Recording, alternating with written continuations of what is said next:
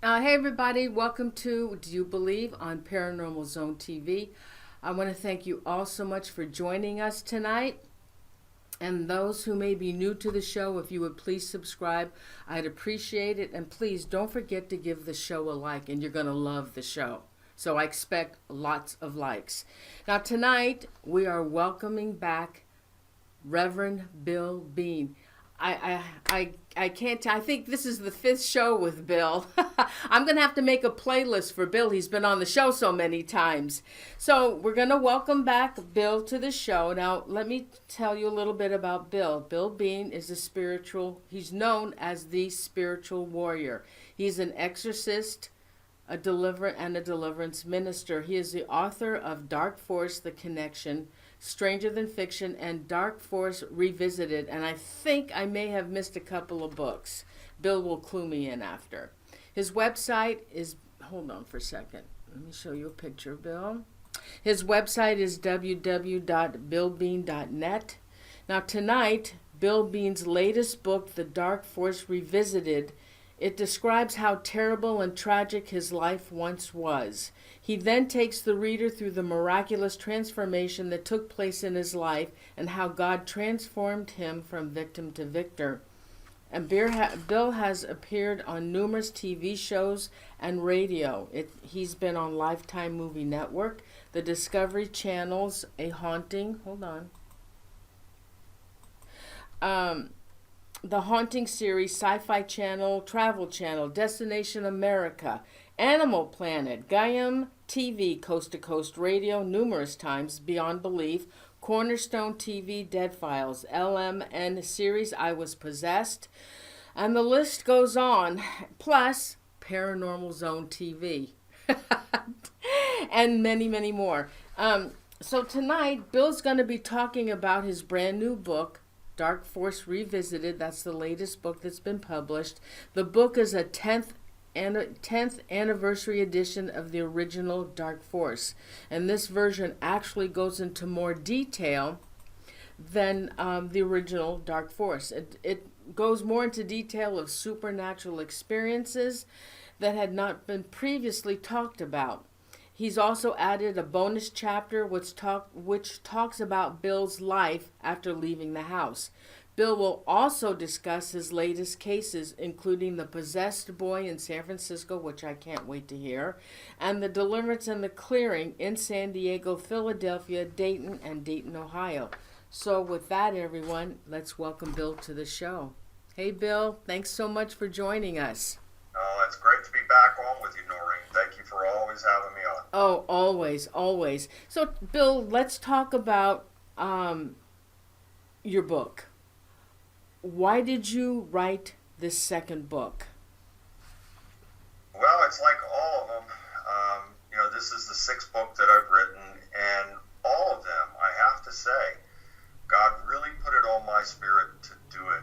And it was something that I felt God had wanted me to do for a while, and I'm just so busy.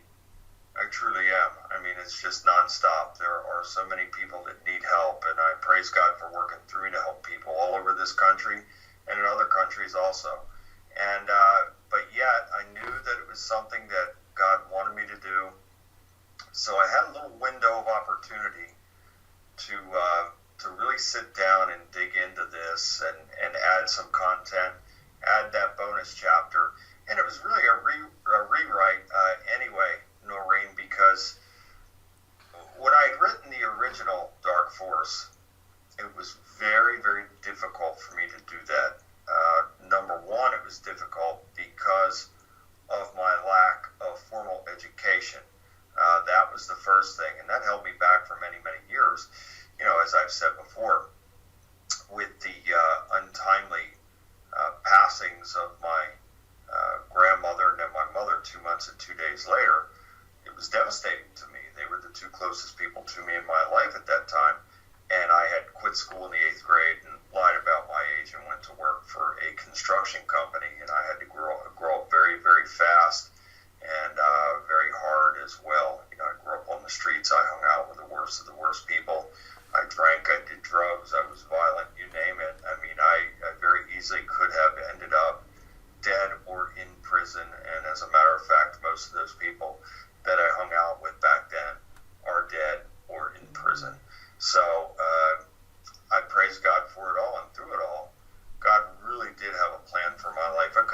back then. But God truly did have a plan for my life, and I think before I even came into this world, He had this plan to work through me to be this spiritual warrior for Him, and I praise Him for it. So with all of that said, I had this little window of opportunity to really sit down and think about it. As I stated, it was difficult for me to write the first version, so that was number one. And number two, it was very difficult for me in the sense that I had to relive all of that, and it was traumatic for me. And at that point in time, when I had written the original Dark Force, I was not the spiritual warrior. I was still in transition, and I had decided to make God first in my life, but it was 2 steps forward and 3 steps backwards, so it was a transition. One, I'm happy to tell you now that, God really did transform my life from victim to victor, and I can never thank Him and praise Him enough for that. So this time, after all the other books that I've written, since the original Dark Force, it was much easier for me to sit down this time and really place myself there and be more accurate in the telling of the story, because when a person suffers high trauma, high levels of trauma, it is very difficult to talk about it, and it is certainly very difficult to sit down and try and write a book and step back into those things. So that was a dilemma for me the first time around, because it was very troubling to my spirit.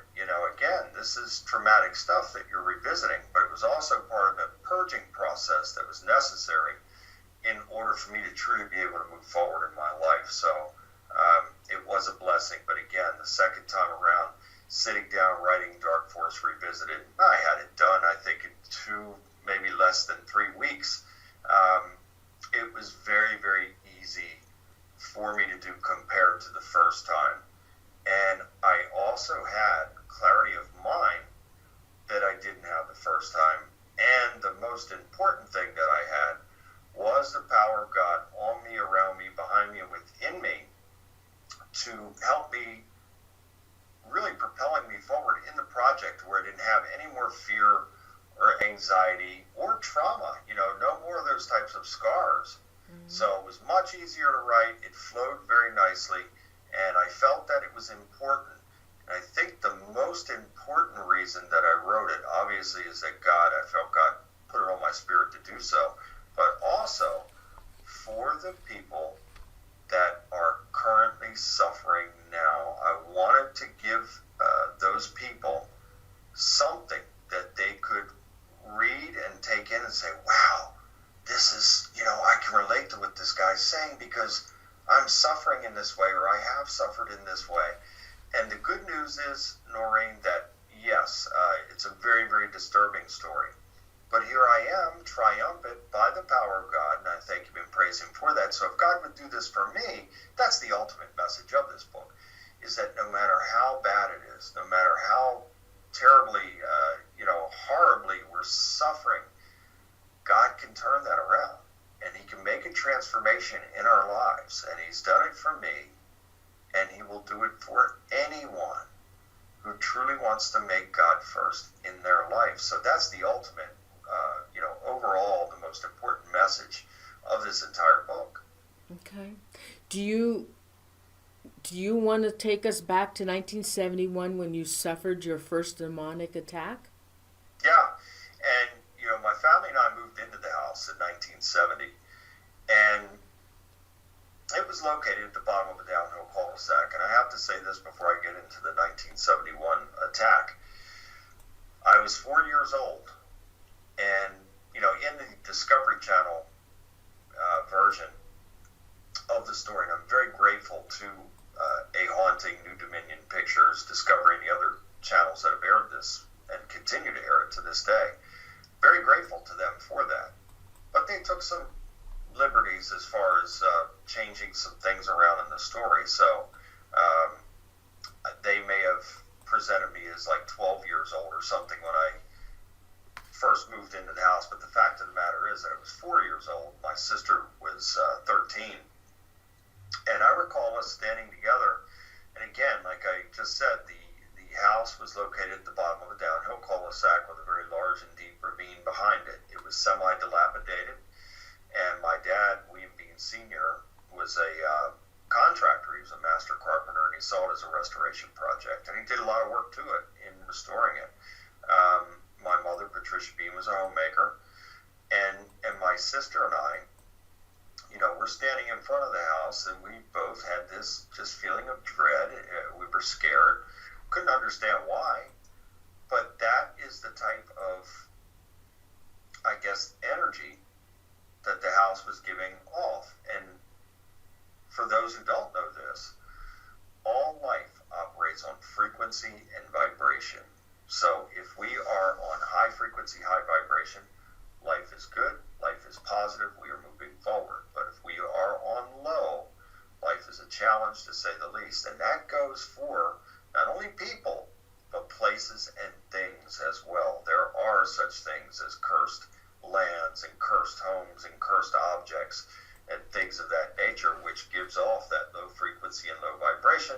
And that's where the devil and his demons are, and that's where they want us to be. So, looking back on this from the very beginning, we could feel that negative energy coming from the home and probably the land as well, because that was just one home of many that were affected by evil in the area. There are people that could attest to this. I still get contacted by people on a regular basis from that area telling me what they went through. I have some good friends, Rudy and Louise, that I've recently, and Rudy was a childhood friend of mine, and I've reconnected with him, and his wife Louise are wonderful people, and God has worked through me to help them. But Rudy could tell you that, he suffered a lot of supernatural, paranormal, evil, demonic experiences in the area in his childhood, and he's one of many.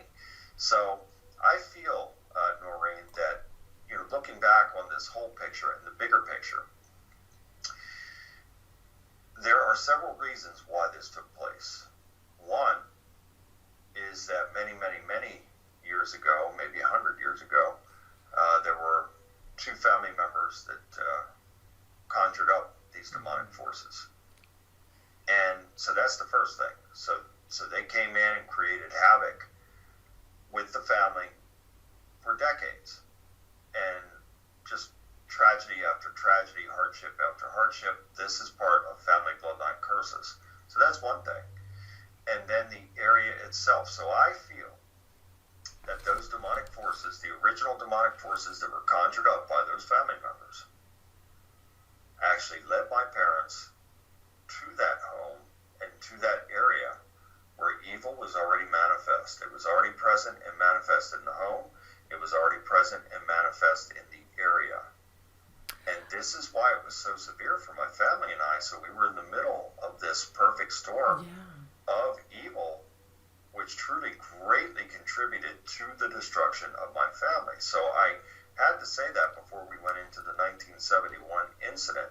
And I was 5 years old, 1971. My sister had suffered, she was the first to have a physical encounter, and that took place in late 1970. So it was like, sort of in the beginning, like my sister's account, sort of, in which I'm in my bed. Now I'll give a quick layout of the house before I start describing this.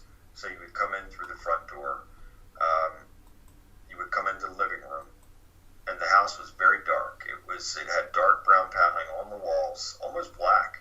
So it was very dark in the house. And you would, if you went straight through, you'd go straight into the dining room, which the back door was off of that. Off to the right was a small galley-style kitchen. But if you went about midway, past the living room, on the left was a room divider, which was a bookcase. And then you would make a right down a long hallway, which had this hard tile floor. And it was just a long and dark walk down that hallway. My brother and I shared the first room on the right. My parents shared the second room on the right. And then my sister had the last room on the left. And interestingly enough, that bedroom is where I believe the main portal was located. And there were many portals in this house, above the house, and I think below the house as well. And the main portal is also the room that was always cold, even on the warmest of summer days. And it's also the room where the door would open and slam for many repetitions at a time. So now, that said, 1971, I'm 5 years old, I'm in my bed asleep. My bed was located closest to the door, to the hallway. And like my sister's encounter, something woke me from my sleep. And I would imagine that it was late at night, middle of the night. And I couldn't see anyone or anything there. But I knew something was there. And so I got scared. And I get out of my bed, and this is on the left side of my bed. I'm getting up, get out of my bed, and then I'm grabbed by a tremendous force. Grab me by my shoulders and slam me back onto the bed, pinning me to the bed. And you know, Noreen, I've given well over 2,000 interviews in my career. And to this day, this is high trauma that I'm describing right now. It's easier to talk about, but still, when I really focus on this, it is something that I truly can't describe in words, the level of fear and trauma that I was in at this point. So this unseen force has got me pinned to the bed. Wow. I felt like I was going to die. I felt like my heart was literally going to jump out of my body. I tried to scream for my parents. My mouth wouldn't work. I felt paralyzed. And the only thing that seemed to move or work were my eyes. And this horrific experience, and many bad things happened during the course of this, but it felt like it lasted for hours. I'm sure it only lasted for several minutes, but it felt like several hours to me. And as this is taking place, another presence comes into the room. This, I guess you call it ectoplasm. This mist is forming at the foot of my bed. And this beautiful angelic looking lady appears at the foot of my bed, and she's smiling and gazing at me. And all of a sudden, with the appearance of this, again, I have to believe that it was an angel, all the horrible things that were happening to me suddenly stopped. And she just continued to stand there and smile and gaze at me, and I just felt so much love and peace and comfort from this being. And then all of a sudden, she turns to her left, and she floats right up through the ceiling. And you didn't recognize this entity. It wasn't a relative or anything. I did recognize the entity. So I jump up out of bed after she disappears, and I run into my parents' room. You know, I wake them up. I tell them what has happened. My dad's not pleased that I have, awakened them in the middle of the night. My mother goes back with me to the bed to try and get me to calm down. And the most amazing thing about this, Noreen, is that angelic entity looked exactly like my mother. And I was not the only one to see her. She actually helped my own mother on several occasions when she was being physically attacked. And so, can you imagine, number one, seeing something like that of your mother, and it's not your mother, but it looks just like your mother. And then number two, your own mother having these experiences and then having this entity, this angelic being coming that looks just like her to help her. It's just, I don't have any words for it, but, and my mom and I were not the only one to have experiences with her. Most of the family did, and some friends as well, because, for the longest time, my mother didn't want me to talk about this, or my brother or sister. She didn't want us to talk about this with anybody. She tried to keep this, very quiet. She was very embarrassed and ashamed by it. And, but towards the end, we lived there from 1970 to 1980. I don't know how, but we did. And towards the end, I did start telling some friends, and they came down and had their own experiences. But it was that's just one of so many things. If I were to list everything that happened there, we'd be here all night. My God. Okay, now, I know you know a lot of paranormal people, but I don't know what the story is behind with you seeing a spirit that looks exactly like somebody that's still alive. Do you know what that is? I don't think anybody does, but my best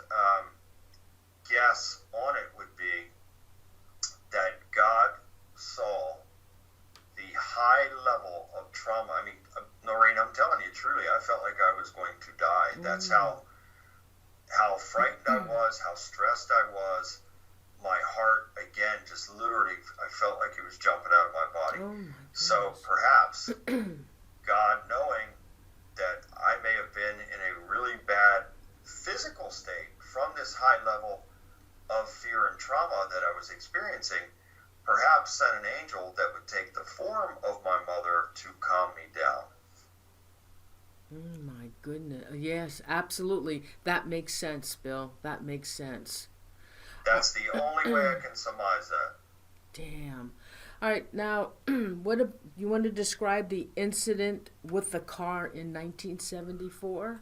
Yeah, and that was another near fatal day. I'll tell you, I've had many near fatal experiences from childhood into my adult life, and each and every time God has been there to save me. And again, I can never thank him and praise him enough for that. But this incident took place 1974. My step-grandfather always came over every morning. He and his brother had a bakery. So this house is located in Glen Burnie, Maryland, and they had a bakery just outside of Baltimore in an area called Linthicum. And so they would, he'd finish up, he'd work all night and finish up in the morning and then come down and drop off baked goods to my mother, for us to have whatever it may be. And so he's leaving, and my dad and I walk out with him. So my dad walks out, with my father, and we walk him out to his car. So the year was 1974. He had a 1973 Chevy Impala. It looked brand new. So the car was, in perfect working order. And so I want the viewers and you to get a picture here, and I hope I can accurately describe it. So I've mentioned twice now, this will be the third time, that the house was located at the bottom of a downhill cul-de-sac. So you would come down to the house. If you're in a car, you're driving down, and the front of the car would be facing the house. And then to get out of there, you either back all the way up the street, or you back up a little bit and turn and go back up. So his vehicle was parked next to my dad's truck, which, if you're looking down there, would have been to our left of my dad's truck. So his vehicle was located next to my dad's truck, and it was kind of in front of the next door neighbor's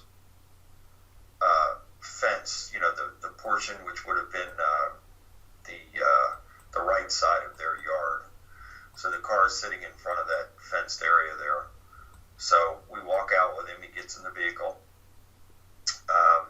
starts it up. My dad gives a couple of pats on the hood. Now I'm standing to my father's left. We're both standing in front of the car. And so he starts the vehicle up. My dad gives a couple of pats on the hood.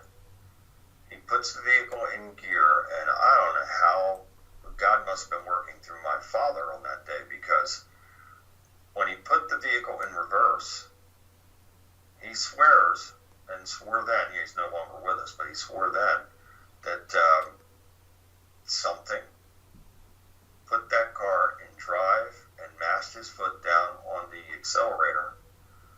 And I don't know, this had to be a miracle, another miracle from God, how my father got us out of the path of that car, which went right through where we were standing, right through the fence, and right through a block wall that was like a barbecue pit area for this home, this next door neighbor. And just no words. I mean, and my step-grandfather, he just couldn't believe it, and he just kept saying over and over, he just couldn't understand how that happened. And, he'd put the car in reverse, and yet something, puts it in drive and mashes his foot down on the accelerator. Wow. And so it was a near miss. We surely would have been, I believe that being run over like that, my dad and I both probably would have been killed on that day. Oh, absolutely. And so he ran right through where we were standing, and then through the fence and through that block wall. And he was not hurt, and that was miraculous in itself. But boy, was know. So that was another, near miss and escape from death on that day. Wow. Oh my goodness, Bill. Oh, that's pretty scary. Yeah. Now, Bill, I have pictures. So, do you want to talk about the pictures? Let me know when you want to show any of the pictures, because I have them in categories, okay? Now I can't see them, so you just have to tell me what it is. Yeah, and I'll yeah. do my best to describe it. I from will. There. But since you're in the beginning of your story, you're still young at this time. I'm not sure what place to put the pictures in with your story. But yeah.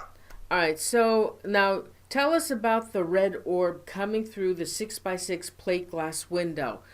I don't have a picture of that, but I have a picture of a red orb in the living room, I guess around Christmas time. Yeah, that's it. And the window is covered up by that drapery. So behind that drapery, which you would see me standing there, I believe that shot is of my mother, my younger brother, and myself.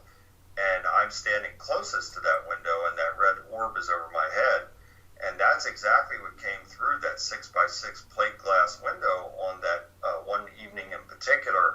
That I believe it was, I want to say it was July 1978. And it came through. Now, this window doesn't open. This is a plate glass window. And so there's no opening this. And on this particular evening, this red orb thing comes through the plate glass window and rips down the drapery. But my dad had put, it was a very heavy curtain rod in the wall there, and he put bolts in there. So it was all anchored in with bolts and all this stuff. There's no way that something should be able to come through. Number one, nothing should be able to come through a plate glass window that doesn't open. And secondly, it should not be able to rip out. And that's exactly what happened, Noreen. It not only ripped down the drapes, but it ripped the entire pole out of the wall, the bolts and everything, and came through. And it went all the way down past us. We had a little dog, little poodle at that time, named Fuzzy, little black poodle, that looked at this thing, followed it all the way down the hallway, and it disappeared at the end of the hall in a linen closet that was located at the end of the hall. And I believe that linen closet was part of the portal, the main portal that was in my sister's closet in that back room. And because there were other times that we saw entities go through and walk through that closet. And so again, into that portal. Wow. All right. So what about your dad being attacked by demons? Yeah. And my dad, he was a rugged individual. He was a man's man. He was a tough guy. He was not afraid of anyone or anything. And he was very gifted in many ways, including physically. And he was a contractor. He worked construction all of his life, and his father had put he and his brother to work when they were young boys. So he was a tough guy, very skilled, but he suffered many attacks, and I believe was under attack from the very beginning. In moving into the house, or not long after moving in, my mother was the first to have an experience right after moving in.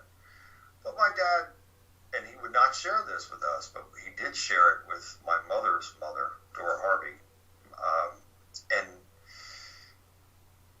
he was having a lot of sightings of these manifestations of these entities. He was also seeing the angelic lady.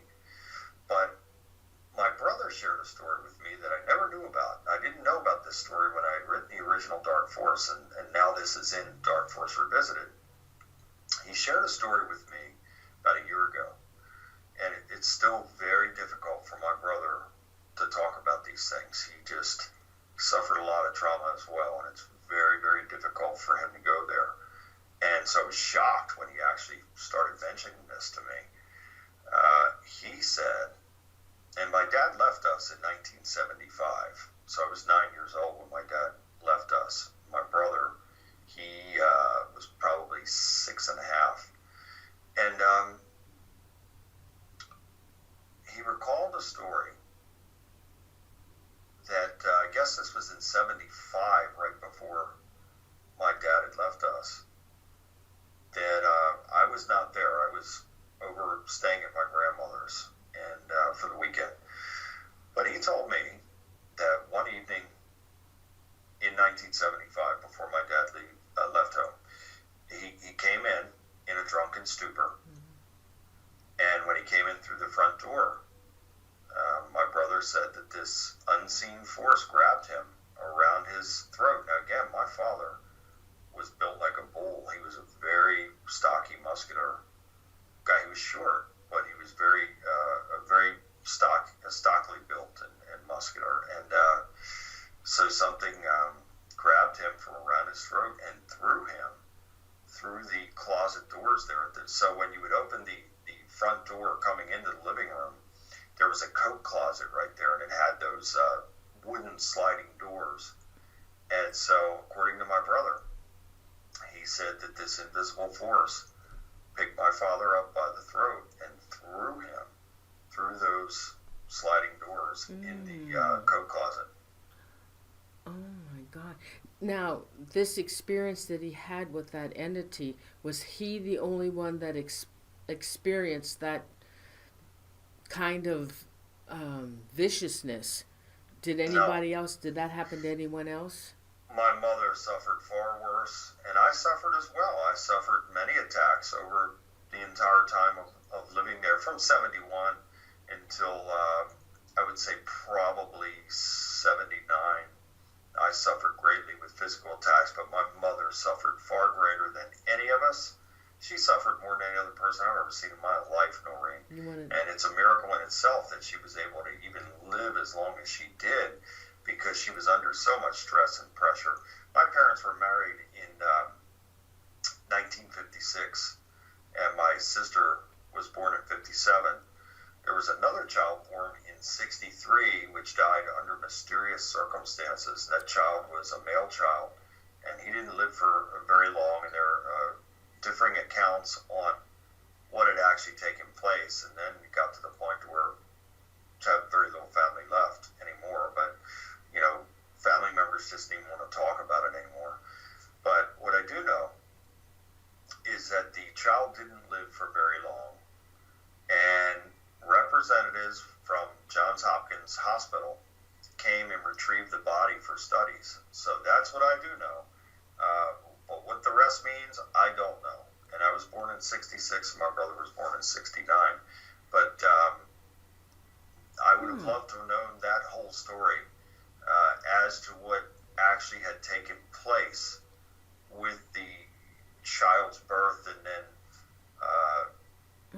demise as well, and whatever took place there, and how that happened, and why representatives from Johns Hopkins would want to come and retrieve the body for studies. Did you ever have the death certificate? No, but I tried to go through the records. I contacted Johns Hopkins and tried to go through the records, and they said that they don't keep records that old, and so that was the end of that. Oh my God! They don't keep records that old. Wow. That's what they told me. There's no record of the birth or death or anything. Not as far as I know. Oh my goodness! And the same thing happened when I tried to go investigate into my father's death, because not only were there tragedies with my mother and her mother, but my father was shot to death in 1987, and I tried to contact the police, in that area to look at the case files and all that, and they said, we don't have the records anymore, and that was it. Oh, Bill. Oh my goodness. Yeah, so that's happened 2 times, but what I do know for certain is that there was a child born in 63, and that Johns Hopkins came and retrieved the body for studies, and I wish I knew more. I wish I could find out more. But that's all I know. Oh, well, there was something there that they needed to do the whatever it is that they do on those bodies. The baby had something. There's no question about it, Noreen. And again, I I talk about it in this book. I've talked about it in other books as well, because I have had a plethora of experiences in my life, paranormal, supernatural experiences that most people wouldn't even want to think about or have a nightmare about.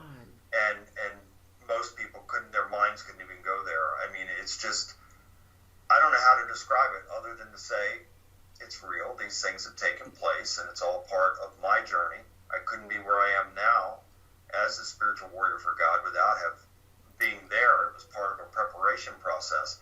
But I've said this in other books. I talk about it in my previous book to this book, Stranger Than Fiction, that this is all interlinked. So the paranormal, supernatural, angelic, demonic thing, it's all interconnected. The UFO phenomena is connected to that. The Bigfoot phenomena is connected to that. All these things, they are all interconnected. It is all paranormal, supernatural in nature. And so there was quite a bit of UFO, ET type of activity taking place as well the entire time that this was going on. All in your neighborhood. Not only you, but the neighborhood as well. Yeah, absolutely. So when you saw these, like, UFOs in the sky, did anybody else see them? Yeah, the first sighting that we had. Now, here's something interesting, and you may have this picture. Two pictures I'm going to mention right now, and you may have them both. One was taken in 1974. There's probably only 3 photos that I know of that are happy family photos. 3 photos in existence that I know of that I was actually part of with my family, where it was everybody smiling and happy. This particular photo that I'm describing was taken in 1974. And in the photograph, you see the Bean family there. Okay, wait a minute, Okay, go ahead. I have several. You see it? Well, I have... Is this the one with Mom Harvey, 1974, note the face in the door behind my dad? Yes. Okay, I'll show and that. So, go ahead. Yeah, so that photo was taken, and if you look, you see that gigantic face in the door, in front of the door, behind my dad, over his left shoulder. But also take note, look at the picture on the wall. It's a depiction of a peacock. Do you see that on the wall there? Yeah. Look in the center of that, and look at the alien head and face in that, right in the center. Oh boy. All right, hold see on. it? Yeah, hold on. Let me duplicate this and enlarge it. Hold on for a second. I hope I don't screw this up. All right, let me go over to the picture. So this is, oh my God. Hold on. Oh my God. Hold on. I'm going to show them. Oh, save. Okay, there we go. Oh, absolutely. Yeah, I see the eyes, the nose, the oval face. Yeah, and it almost looks like some kind of snake thing or something on the forehead there of it. See it? It looks like there's something on the head of it, on the face there. You know, you see the alien face and just look like the forehead area. It looks like something coming off of that. And so, again, this is 1974. Wow. So then, the next photo that I'm going to describe is 1975. Okay. And you probably have this photograph. My mother's on the telephone. Oh, yeah. I got, yep. Yeah. I got it. Alien face. Oh, yeah.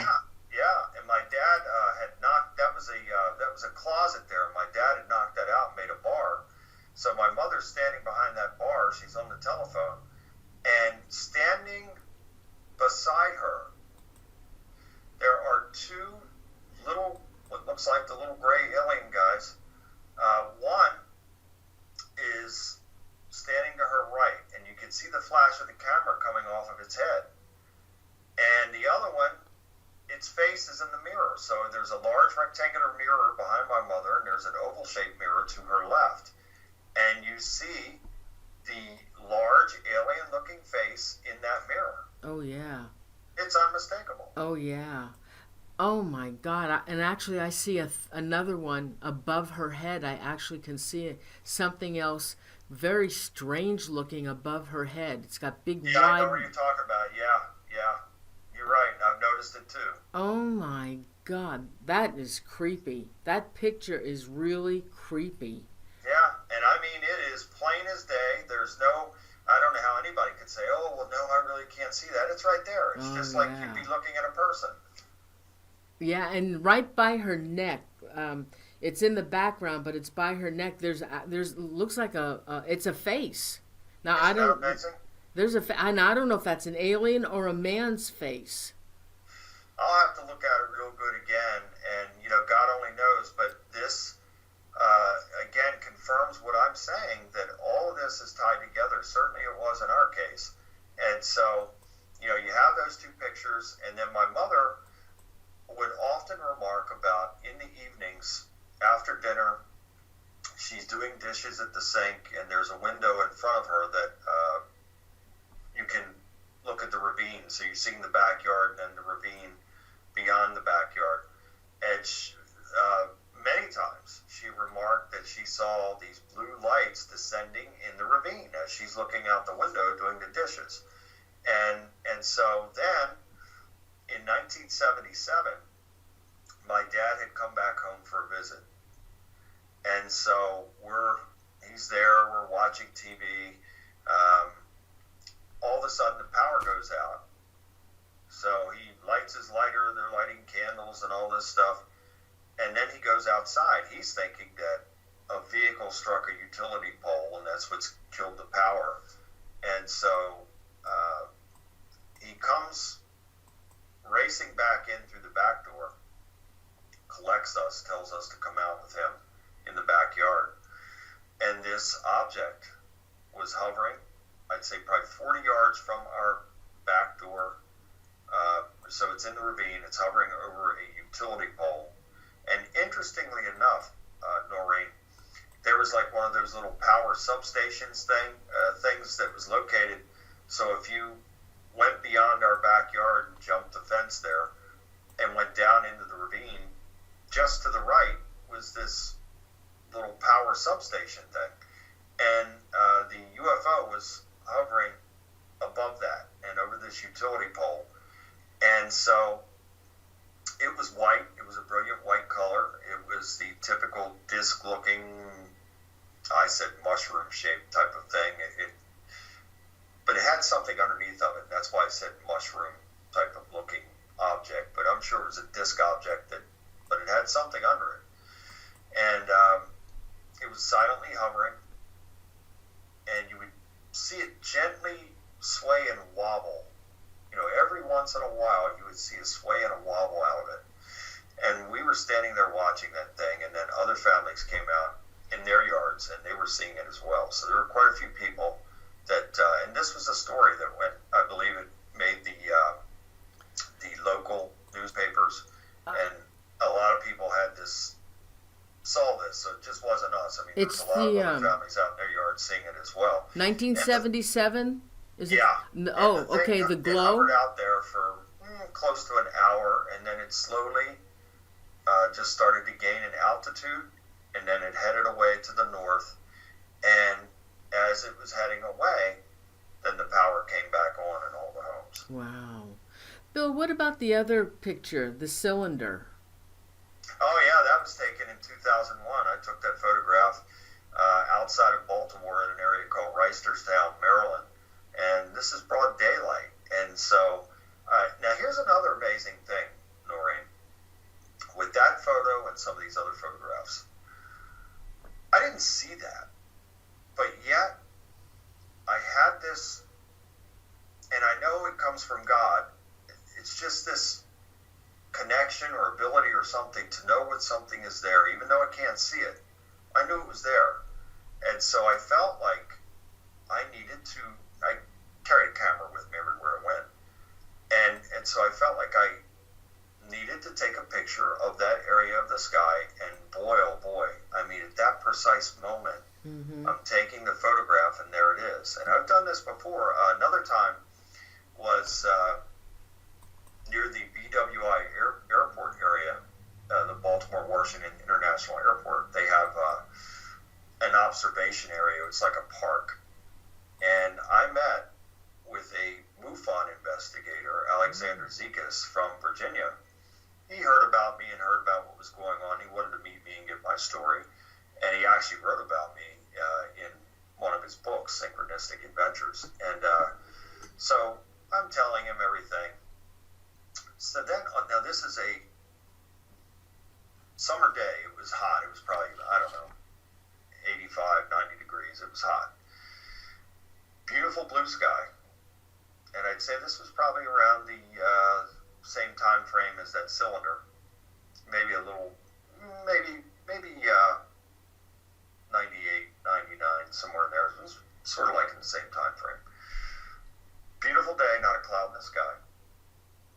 And all of a sudden, I get what I believe is a message saying, point the camera at this part of the sky. Now, there's nothing there.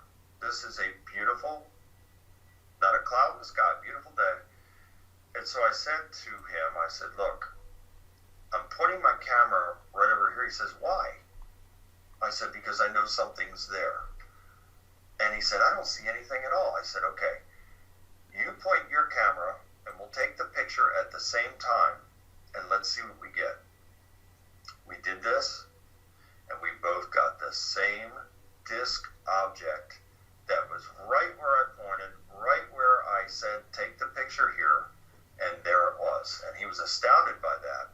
And it happened again in 2008 in an area called Mentone, Alabama. This is in the mountains in Alabama. I was going down there to make an appearance, and I had my close friend Bob with me, and I said to him, same thing. I said, and it was another similar day, beautiful day. It wasn't as hot, but no clouds in the sky. And I said to him, I said, you see that area there in the sky right there? He says, yeah. I said, take a photo there. He said, why? I said, I just feel like something is there. And he said, I don't see anything. He says, will you go over and stand where you think that it's at, and I'll take the picture. I said, okay. So I went over in front of him, and it's like this tree line, and I'm standing there, and he takes the picture, and sure enough, this, and I call it divine, it was this white circular type of object that was right above me, right in the area that I said that it was, and he was astounded by that. Yeah. And happened another time in Knoxville, Tennessee, with another friend by the name of Dave, that I instructed him to take a picture in the sky, and it was right over as we entered into Knoxville, so you could see the Knoxville sign on the left, and it would have been on our right, and sure enough, he took the picture, and it was this silver object that had a hole in the center. Oh. And just absolutely amazing. So this has happened several times, many times, but yet God will give me these messages, and it's a knowing, and it comes from what I believe to be holy discernment. So I truly, Noreen, make God first in my life, and always will. Am I perfect? No, I don't claim to be, but I do the best, and I certainly try to be the best that I can be each and every day of my life. And I truly have a connection with God that is like this. And so I believe in turn, God gives me a knowing of things and a holy discernment. And so again, I'm very grateful to God for that and thankful. But we could talk all night long about the different types of experiences, whatever area it may be in. I have had them, and I know the reason is to be who I am in helping other people, so I can relate. So if somebody's having, a situation, whatever it may be, and there's clients at times that are having the demonic problems, but they're also having problems with UFOs and sometimes even Bigfoot. And so these things are very much connected. And so for me, in having these types of experience and having had them, it's invaluable because the people can relate to me and I can relate to them, so God can work through me to help them. Bill, tell us about your mother's attacks. Yeah, and again, even going back this time and writing this version and new edition of the book, that was the most difficult part to write about again, because my mother was a wonderful woman. She was a great mom, but boy, did she ever suffer. And so, again, my parents were married in 56. My sister was born in 57, and by all accounts, they were happy and doing well.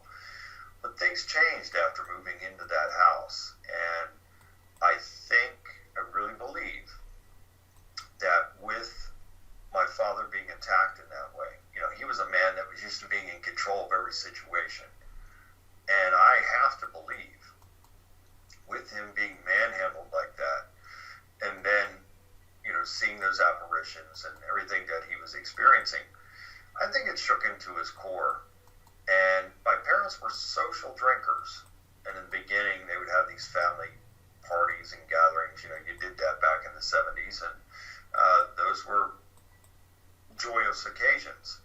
But the more this intensified, it changed him. And I think that he was escaping reality through alcohol. So, they were social drinkers in the beginning, but then with all this taking place, his drinking began to escalate. And he eventually turned into a raging alcoholic who physically abused my mother many, many times between the years of 1973 and 1975. He nearly killed her on several occasions. And so my mother was suffering physical beatings at my dad's hands. And also, she was very ill the entire time we lived in the house. It started with high blood pressure, which led to strokes, which ultimately led to kidney failure. Oh, and no. So she was suffering, greatly in that way as well. So then after my dad leaves in 75, she didn't get a break because she came under regular physical attack from several demonic entities over the years. And it was horrible, Noreen. She had cuts, bruises, scratches, bite marks, and everything else on her long after my dad had left us. And it had gotten to the point to where she couldn't even sleep in her bed anymore. She eventually had to start sleeping in with us. And that's how bad it was. And I can't tell you how difficult it was to write about it the first time. And that was the most difficult part, going back this time to sit down and write about. But it was horrific. And then I found out that she was actually suffering those experiences up until her untimely death in 1981. She died at the age of 44 from a cerebral hemorrhage. And that was 2 months and 2 days after my beloved grandmother, Dora Harvey, died from a sudden series of heart attacks at the age of 64. And I have to tell you, I honest to God believe that both of those deaths, and even more, because there's been many family tragedies, throughout my family on both sides, I have to tell you that I believe those two in particular, for sure, those demons were involved in that, because I'm not saying that they directly killed them, but what I am saying is the amount of stress and pressure that was taking place at that time was off the charts. Because when my dad left us in 1975, he had lost his business, he lost everything, because his drinking had escalated to the point to where he stopped going to work, and he had a crew of people, guys that he had to pay, and that, they're showing up doing the work. Well, the quality of work is declining now because my dad's not there to oversee that, and so then they're not getting paid. The whole thing was just a house of cards. So that was a lot of stress and pressure in itself. My dad leaves, he moves to Florida, didn't leave us any money. There was no money to leave. My mother was very ill. She couldn't work. So she had to go on welfare, social services. It was devastating to her and for her. She never thought that she'd be in an unfortunate position like that to have to go on social services. And so my grandmother tried to help as best as she could, but she didn't make much money. She didn't have much, and she gave what she could, but it was a titanic struggle just to live financially. And then when you couple that with the severity of demonic attack that was taking place on a regular basis, it's unfathomable that she was able to survive for as long as she did. How long did you live in the house? We lived in the house from 1970 to 1980. How we did it, I have no idea. And, it really didn't hit me until I sat down writing the first version all those years ago, and I thought, how in the world did we do it? How could we endure this for so long? But I have to tell you, the answer is, and I said in the book, I equated it to us being like prisoners in a POW camp. You get so worn down and so beaten down after a while that you come to expect it and you start to take it in stride. And that was happening to us, but also each and every one of us were going through demonic oppression at various times while living there. So we were under total control from these entities. Well, what was happening to your sister and your other brother? Well, my sister, she again was the first to have an experience in the house, and that took place in 1970, not that long after moving in. And like what I described, she was awakened in the middle of the night in her bed. She got frightened. She didn't see anyone or anything there, but she knew something was there. And she got frightened, and she was going to get up and get my parents, and something grabbed her leg, and she was able to let out a scream, and she screamed, and that woke my parents up, and they came running into the room, turned the light on. They didn't see anyone or anything there. However, there were red marks on her leg where she said something had grabbed her leg. And so that was the beginning, and my sister never again felt comfortable in the house. She stated in the A Haunting episode that she always felt like she was being followed and watched, and so she ended up running away. She ended up marrying a young man in the neighborhood, and they ran away and got married. And so she was able to escape a lot of the things that took place in the house. However, she had her own set of issues that she endured as well over the years. So she fully, was not removed or unscathed from the evil that was taking place. And as a matter of fact, she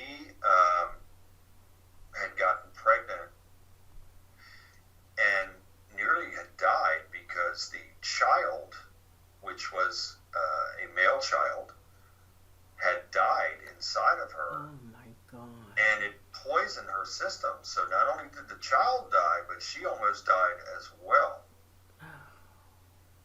And so my brother was so young, but he had many experiences, and he told me, the most vivid, which was seeing my dad attack like that. And also another experience, and it's very difficult for my brother to talk about these things because he still is not there yet as far as letting go of some of the things and all the trauma that had taken place. It's very difficult for him, so he's very closed. He's a good man, and he's a productive man, and I praise God for that, but he still has issues as far as not wanting to deal with these things that had taken place. But another vivid memory that he has is he had stayed home from school one day, and I want to say that it was probably 1978, somewhere in that area, and he's in our bedroom. Again, he and I shared the first bedroom on the right. My mother's in her room, and she was ironing clothes. Mm-hmm. And he's laying on the bed. They hear the water faucets turn on. Now, this happened on a regular basis, Noreen, where the faucets would turn on in the bathroom and kitchen, and they would turn on with such force. The water pressure coming out was far exceeding what it should have been when these events would happen. And the water would come out with such force that it would overflow the sink and then saturate the rug area and everything around the sink area. So on this day, the water faucet in the bathroom comes on by itself, and my mother and brother both react to it, and they are coming out of their rooms, and all of a sudden they hear this crash, and it's the sound of breaking glass. And so my mother turns off the faucet. They quickly advance up the hallway, make a right towards the back door where they heard the crash. And so the back door was, regular wooden door, heavy wooden door, but then in front of that was a storm door. And so on that day, the back door was open, and the storm door had plate glass in the bottom and a screen on top of that. And so they advance up the hallway, they make a right through the dining room, and they're looking at the back door now, the storm door, and something had blown that glass out from the inside. From the inside out, there was glass laying all over the back porch. And so that was another vivid memory that my brother had. Wow. Oh, man, Bill. Wow. And, I don't talk about these things, in all these interviews that I give. It's not that I don't want to talk about them, but it's just I don't often have a chance to talk about these things like we've talked about in depth in the way that we have. So this is really good for people that follow me and listen to my interviews. They're hearing things now that they don't usually hear. Right. So you had visions before the deaths of your mother and grandmother. Can you tell us about that? Yeah, I sure did, and I'll never forget that either. And I was staying at my grandmother's house. I stayed there, it seemed like every weekend. I was so close with my mother's mother, and we all were. And I can recall having 4 and 5 phone calls with her a day and or night. I mean, that's just, we were that close with her. And so staying at her house on this particular night, and she'd make up a little bed for me on the floor. And she and my step-grandfather, they shared a 1-bedroom apartment. And I'm sleeping, and then something wakes me from my sleep. And it was this vision. I'd never seen anything like this before in my life. It was like this, so the closet door is open, and I'm looking now at the back part of the closet wall, which is now illuminated, and I'm seeing like this gold wheel. I mean, it almost looked like Hebrew or something, the type of writing on the wheel.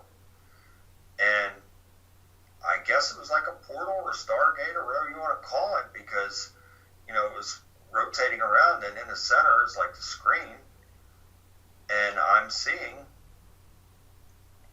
horrific things, and seeing the passing of the 2 closest people to me in my life. And I was so upset and so traumatized that just I begged God to please take me instead. Don't take them, take me, because I wouldn't be able to bear it if they were gone. And for whatever reasons, and there's a reason for everything in life, for whatever reason, it was time for them to leave this world. And so it happened that way. But boy, Noreen, I'll never ever forget that. I'll never forget the vision that I saw in that portal, Stargate, whatever you want to call it. I'll never forget the look of it. And I'll never forget how I felt, and how horrible and traumatized and just desperate I was. Oh, yeah. Calling on God, please take me instead. There's no way I could bear it without my grandmother and mother. I mean, I love them both so much. So with them leaving this world 2 months and 2 days apart from each other, it was devastating to me, to say the least. Oh, I bet. And I had to grow up very, very quickly. And again, I quit school in the 8th grade, lied about my age. I went to work for a construction company. And I worked with some really hardcore men, which made me to be a hardcore man. And I made a lot of mistakes. I drank, I did drugs, hung out on the streets. Again, start of my journey, and I can recall praying to God, asking Him to take the alcohol and the drugs away from me, the desire. And it was a miracle, Noreen, because I was surely and certainly heading for death or prison. And God really took it from me. I was sincere. I didn't want to do that garbage anymore. And God took it from me. I never had a desire for it ever again. And again, you know, the viewers have heard me say this several times, and every time I say it, I mean it. You know, I can never thank God and praise God enough for taking that from me and for all the blessings. I can recall days of being so depressed after those two deaths that I would get up and use the bathroom and come back and sit in a dark room in total silence until it was time to go back to bed again. And so I had no desire for life. I was seeking death. I lived my life on the edge for many, many years. I ended up, I worked many different jobs, including the construction jobs, but I also got involved in the bar business. I was a bar bouncer for 22 years. I could write a book just on those experiences alone. And so I started to, you know, as a child, I was a very good athlete, and I, you know, played baseball and basketball and football. I boxed, I wrestled, and then I got involved in martial arts and then weightlifting, powerlifting, all of these things. And so then I, you know, went into the bar business as a bar bouncer, and that was a very dangerous life, and I've been in many life-threatening situations just in that business alone. But then throughout all of that, I was trying to move closer to God, and really trying to make God first in my life. And when I finally was able to do that, my entire life changed. And then God made my purpose very, very clear to me.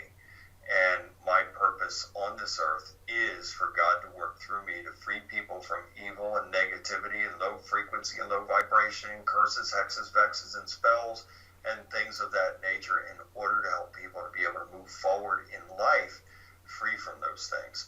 So everything that I've described to you was necessary. It was necessary for me to experience in order to be where I'm at right now in helping others. Mm-hmm. And that's how you became a spiritual warrior? Yeah, absolutely. And look, I had no intention of that. Back in the bar business days, I thought that's all there was, and that I would probably be in the bar business until I was an old man and couldn't physically do it anymore.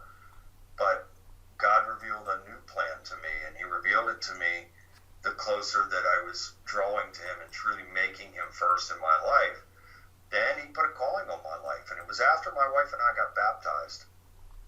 After we got baptized, then God put this calling on my life, because when A Haunting episode aired, and that aired on September 7th, 2006, and it's one of the most watched episodes in the history of that series, and it's still shown to this very day. And again, I'm very grateful to Discovery and all the other networks and New Dominion for, you know, featuring the story. And that's what put me on the map. And so a lot of people started contacting me from all over the world, asking me for spiritual help. I couldn't do it at that time. In 2006, I was still suffering myself. I was not the spiritual warrior then. I was trying to find my way, but I was on the tail end of coming out of all this garbage. And so I would refer them to other people, and I thought, there's no way, you know, that somebody like me, what in the world can I do? How can I help somebody? You know, at that point in time, I felt intellectually inadequate, spiritually inadequate, you know, someone that would not be qualified in any way, shape, or form to do anything for anybody. Yet, the closer that I drew to God and having a real and authentic relationship with God and truly making Him first in my life, and that isn't going around beating people over the head with the Bible and quoting scriptures and saying you're going to hell if you don't do this or do that. I'm talking about a real, authentic relationship with God, to where you're truly making Him first and trying to do good and right. And the more I did that, the more God was rewarding me. And He also started to put that calling on me that I could be his spiritual warrior for him. And in the beginning, I thought, God must have a heck of a sense of humor if he thinks that somebody like me could go and do this kind of stuff for people, you know. And I resisted that for a long time because I felt that there's no way someone like me, because I had such a low opinion of myself, could possibly do anything like that. Yet, the more my faith grew, the more my confidence grew. And then I started to engage in biblical studies. I spent several years in deep biblical studies, history, ancient history, ancient religions, you name it, I studied it. And so where I said to you that I felt intellectually inadequate at a point, and at one point in my life, God rewarded me with wisdom and knowledge far beyond anything that I could ever imagine in my life, and that propelled me forward, giving me the confidence that I needed in knowing that God truly had called me to do this work. And then I'll never forget, you know, the first family that I went out to, I knew right away that this truly was what God was calling me to do. And it's the greatest thing in life to know what your purpose in life is. Let's see, Bill, I don't know how much time you have, but we've already been, it's over an hour. Amazing. Do you still have any time? We can go to 10:30 if that's good for you. Oh. Hey, so do you want to talk about your latest cases, including the possessed boy in San Francisco? Yeah, and you know, Noreen, it's amazing. I kind of want to write a book about it, but I kind of don't, because I have to be careful. I have to be careful in the client confidentiality. So I won't mention names or anything like that. And you know, this is how I describe my mother, being very embarrassed and ashamed by the way she was attacked for all of those years and everything that she went through. A lot of my clients are the same way, to where they really don't want to talk about it. Now, some do, and I've been featured in many of the A Haunting episodes based on my case files. So there are some clients that are willing to talk about it because they feel that they can help others by sharing their story, and that's a wonderful thing. But I truly understand and respect the clients that don't want to talk about it. You know, they just want to keep it private. So it's a very fine line, and I have to be very careful in not divulging. I would never name names or anything like that, but I will say I've had a lot of cases, to where hundreds of cases I've been involved in with people from all over the world. God's worked through me to help people all over America and in 40 other countries. But the recent cases, and my goodness, I've been more busy than ever. I just got back from Dayton, Ohio, and I have to go out to New York in the morning. And then when I get back, I have to go to St. Thomas and the Virgin Islands to help a family there. It's just unbelievable. It's nonstop. People contact me nonstop. But I praise God for the calling that He's put on my life, and I'm always there for people. And so it's a great feeling. For me, it's the greatest feeling in knowing that God really worked through me to help somebody.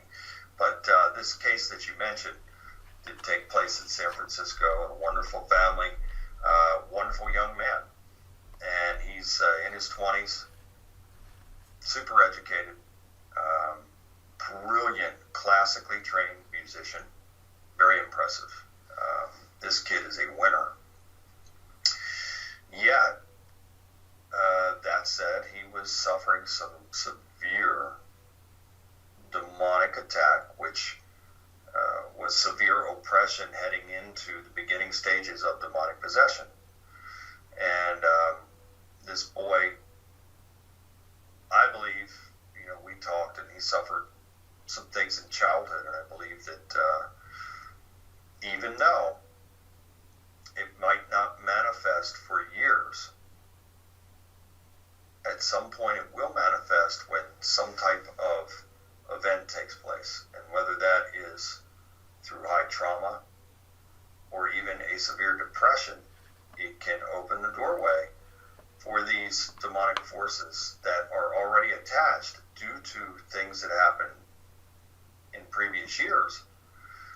It will allow them to have something to feed on, to manifest, to launch a powerful attack. And that's exactly what happened to this young man, and his whole life was turned upside down. And it got to the point to where, he was seeing the manifestations. He was being attacked. He was hearing voices.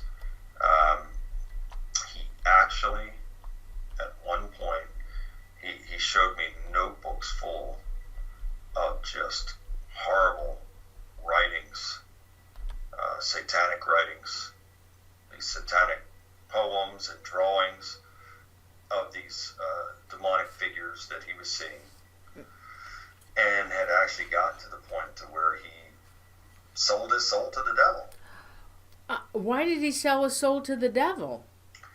I think that he had gotten, and this is what happens when people get to a point of stress and fear that they can't manage in any way, shape, or form, to where they just give up. And I can't speak for him, but I really believe that in his mind, he had probably gotten to that point to where he thought if he just went ahead and sold his soul, then he'd be left alone and it would all stop. And that's not the case. It intensified even more after doing that. Now, the good news is when one sells their soul, that's a bogus contract, because it's not the devil's soul to have or to keep anyway. So he's a created being. Yahweh created all life, including him, and he knows it. So he's the original liar, the original con man, the original salesman. And so when people make these contracts, they can get out of it.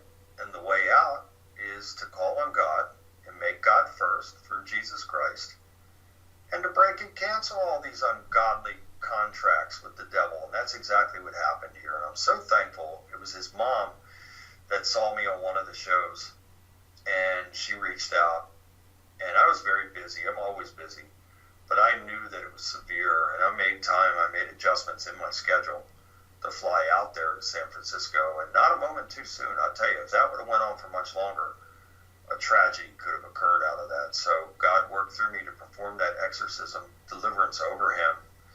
And I have to tell you, Noreen, this took place. Now, I have a way of going about the procedure, carrying out this rite of spiritual deliverance, exorcism. And the only reason I say exorcism is because people identify that. So I'm not Catholic, I'm non-denomination. So that's why I also say spiritual deliverance, because that's what it is. So I don't follow the rite of exorcism through the Catholic way or church. I do it the way that God has instructed me to do it. And that's no knock against them or anybody else. It's just how God has me to do it. So it's always the same in some ways, but there's always a little adjustment per each individual, and that is per instruction from God that I should do this. So in this case, I wanted to baptize this young man after the exorcism deliverance. So I felt that God was instructing me I told him to go ahead and fill the tub up, and then I was going to go in and bless the water, which I did. And then I felt that God was instructing me to perform the exorcism deliverance on him while standing in that blessed water. And that's exactly what I did. So after blessing the water, I asked him to step in, and I started to perform this. And boy, oh boy, his face. And I've seen these things before, believe me. I've seen things, again, that people just wouldn't believe with their own eyes. This young man's face, which he had a normal-looking face, all of a sudden, as I'm binding and casting out these demonic forces, his face grew long. Oh, my God. His chin got pointed, and his cheekbones jutted out. So all of a sudden, his face was almost like a V. Oh. And then it left through the top of his head. And he told me that he had severe pain in the top of his head while that was taking place, and that it left. When these things leave, sometimes the person will vomit, defecate, a variety of things. I've seen it all. And in this instance, it left through the top of his head. Oh, my God. And I'll never, ever forget it. It'll be definitely one of the things that I will file, and I have filed, that would be one of the more alarming things that I've ever seen in the history of my career and the history of these cases. I've seen it all, but boy, oh boy, that's something that I surely will never forget. Is he okay now? Yes, and I talked with him today, as a matter of fact. I talked with him earlier, and he is doing great. However, I have to stay in contact with somebody like this because of his history of having that level of depression in his life. I feel he's still fragile. So I have to be a source of support for him to make sure that he's staying strong in mind, body, and spirit. So we have him on a program now to where, again, this is a brilliant young man. He's going back to his studies now. He's also an off-the-charts gifted classical musician. Oh my So God. he's, when this was happening, it was going on for months, but it had escalated, only in those days to where it was, had gotten to that point to where this young man was biting himself, cutting himself. He was biting objects. He was withering around, slithering like a snake on the floor, all these different things. Oh my God. But prior to that, again, it started with this severe depression and anxiety and things of that nature. So now it's my job to make sure that he's staying strong in mind, body, and spirit. So he's back to being an expert musician again. He's back to his studies. I told him he needed to start a physical fitness program, which he has. So he's doing everything that I've instructed him to do. And the most important thing that he's doing is now keeping God first in his life. So he's doing everything necessary to be highly successful in life. Now, some people, God can work through me, and that's it. They never have another problem again. They can move forward in a great way, never look back. Other people, it's a process. 2 steps forward, 3 steps backward. It is a process. So it's necessary for me to be involved to make sure that they are moving forward and they never go backward in that pit. Mm-hmm.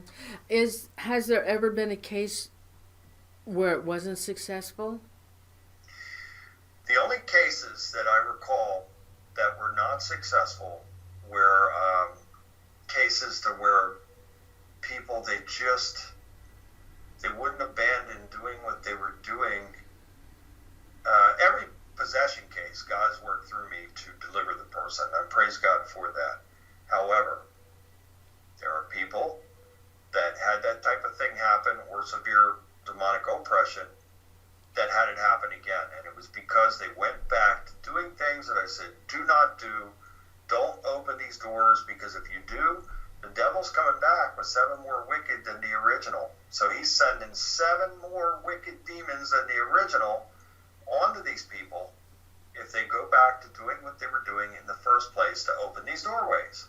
So I give people a list of instruction, and it's all about keeping God first. And if people don't do that, then they are going to be wide open and susceptible again for severe demonic attack. Bill, have you ever asked for guidance? Well, I know you talk to God all the time, but before you go in and see these people, do you ask God for a sign? And have you ever seen a vision of God? I've never seen a vision of our God Yahweh. I would be a liar if I said that. However, I have seen angels. I have seen visions of angels, and I have also seen visions of Yeshua, Jesus the Christ. But I'd be a liar if I said that I saw a vision of God Yahweh. However, I do have this, I don't know how to describe it. It's like an automatic connection. So when somebody contacts me for help, God will start to show me things in my mind. Then I'll also have an automatic knowing, and then there's like a voice that'll speak to me sometimes. So I have all of these things, and I've gone to places before even going into the home, pulling up in front of the house, and God's showing me everything. I'm seeing where the demons are. I'm seeing the whole thing. So this has happened many times. So I always rely on God to give me everything that I need in order to be prepared for battle and in order for him to work through me to conquer these demonic forces. Wow. Did you want to talk about San Diego, Philadelphia, and Dayton, Ohio? Did you? Well, the Philadelphia, that was actually, well, I've had some recent ones in Philadelphia, but one that really stands out is the Intenzo case, which, Oh, yes. they were featured with me on the A Haunting series episode. Their show was called Portal of Doom.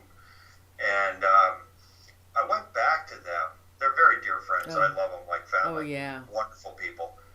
And I went back to them in November of 2018. And they were having some problems again. Oh, they And, were. I went back and I did something that I normally do not do, Noreen. I normally don't document anything.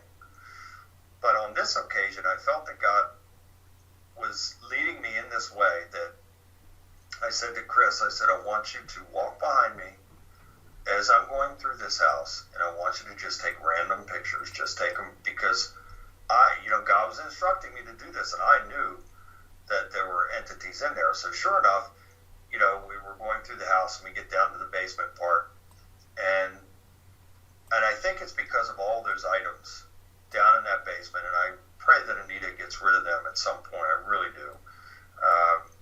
Biblically, scripturally, we're told, do not bring a cursed object into your home lest you be cursed like it. And so, again, demons can attach to people, places, and things. So I go down there. We get down there, Anita and Chris are with me. And the first thing, I'm drawn over to the fireplace area. And it's this old chimney. It's been there since the 1800s, and it's like this fireplace stove type thing in front of it. God drew me right over to that. And I'm standing in front of it, and all of a sudden, now they're standing, I think Anita was standing to my right, Chris was standing to my left. And all of a sudden, Noreen, we hear this moan come out of the block wall from the inside. And this took place after I'm binding and rebuking and casting out, and then you hear this. It was like a combination of a growl and a moaning, groaning type of thing. And so that was the first thing. And then Chris was taking these photographs, and he actually captured this demonic-looking face. It was on the air conditioning, or the heating air conditioning, the ductwork. It was on that. And on the sheet metal, and it was clear. I mean, a very clear image of this demonic-looking face. So again, God guided me to do that, and so I did it. I obeyed what God was putting on me, and sure enough, there was some photographic evidence captured out of it. So, we could go on and on and on and talk on and on and on all night long, and I look forward to coming back the next time. These stories are endless. Again, I can never thank God and praise God enough for working through me in this way. And I want to show, before I leave you, I want to show a copy. This is a copy of the new book. Oh, yeah, I showed them. Yeah. Hold on, I showed them a copy of your book. Hold on, let me put. Okay. Yeah, wait a minute. Let me put you full screen. Where are you? Oh my God, where's my? Here, go ahead. I put you full screen. All right. Yeah. That's the new book, Dark Force Revisited. And for anybody out there that would like to order a copy, please visit my website, billbean.net. Yep. And I will personally sign it to you if you want it signed, and get it out to you as soon as possible. But I'm really, really pleased about this book in the sense that, this is something that can be a great help to those who may be in need. So, and for anyone out there that is suffering in the ways that I've described, if you feel like you're under some type of demonic attack, or you're cursed, or you feel that somebody's put curses on you, or you're just going through a really, really bad time, don't hesitate. Reach out. I mean, I've had people. One was a very prominent doctor in Indianapolis that was ready to commit suicide, and he was flipping through the TV channels, and he saw me on TV, and he reached out, and God had me to go there to him. Next thing you know, I'm on a plane, and God worked through me to take all that. That man was under voodoo curses, and boy, that's another story for the next show. Oh. But it was amazing, and God worked through me to help him. But that that's what happens sometimes, Noreen, is people get to that point to where they've given up all hope. And so that's what the devil wants, because that way his demonic forces can either totally possess the person, or they can push the person to the point to where they'll want to commit suicide and maybe murder some people before they get to that point. So I've seen it all. I've had every type of client that you can think of, and through it all, God has worked through me to help them, and I praise God for it. So if there's anybody out there in need in that way, don't hesitate. You can email me directly from the website, billbean.net, and either I will get back to you or my assistants will get back to you. Hey, Bill, do you have time for a couple questions? Sure. Okay. I think this is from Royce. Royce Hinman is one of my mods. Did you ever have the house blessed? The original house? Yes. No, I don't think so, Royce. My parents believed in God, but there was no faith-based structure there. We never attended church as children. We were never baptized. So I think I'm reasonably certain in saying that we didn't have the house originally blessed. However, my step-grandfather, as all this escalated, my stepfather, who was Catholic, he went to his church in the area, in the Glen Burnie area, and they sent a priest out, and that priest had blessed the home, and he was involved with us for the last 16 months that we lived in that home. And so that was the only clergy that was involved with us at that point. It was the last 16 months that we lived there. Okay. From Gail Geralds. Bill, can you sense evil spirits?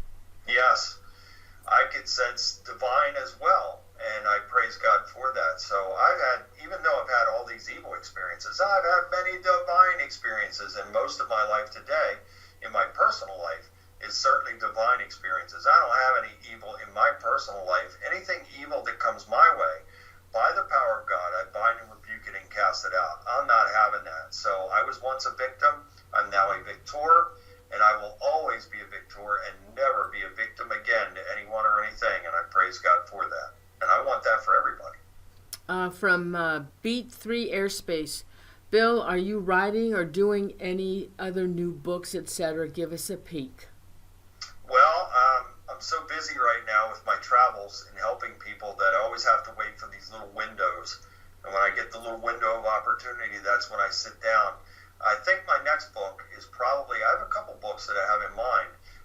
The next one is probably going to be a totally wonderful, blessed, divine, positive book of like my favorite Psalms or something like that. And it'll be a guidebook as well in helping people to develop and establish their personal connection with God. So that's one book that I have in mind. Another book that I have in mind is getting stories from law enforcement, police officers who have had these types of supernatural encounters while being on duty. So that's another book that I have in mind, and both of these books, in the right time, will come into fruition. Ooh, I'd love to do a show on that one. Yeah, absolutely. There's lots of police officers out there that more and more, nowadays, as everything seems to be escalating and this veil is thinning, there are more and more officers out there that are having these types of experiences. Bill. There's a guy that I want to connect you with, Noreen. His name is Brian Goslin. He may be listening to this. His wife, Sue, she may be listening. They're wonderful people. They've become friends of mine now.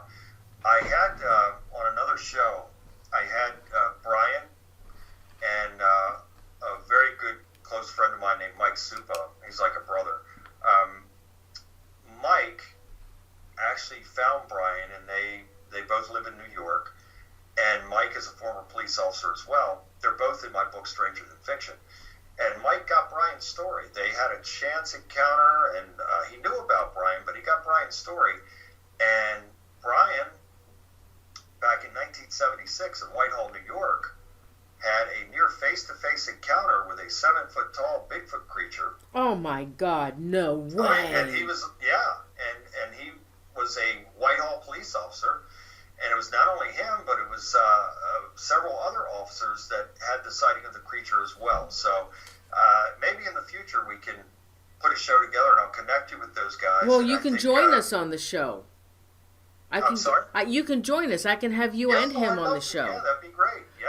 Oh, absolutely. okay. Oh my God, I'll put this in my notes for next year. I'll do all this next year.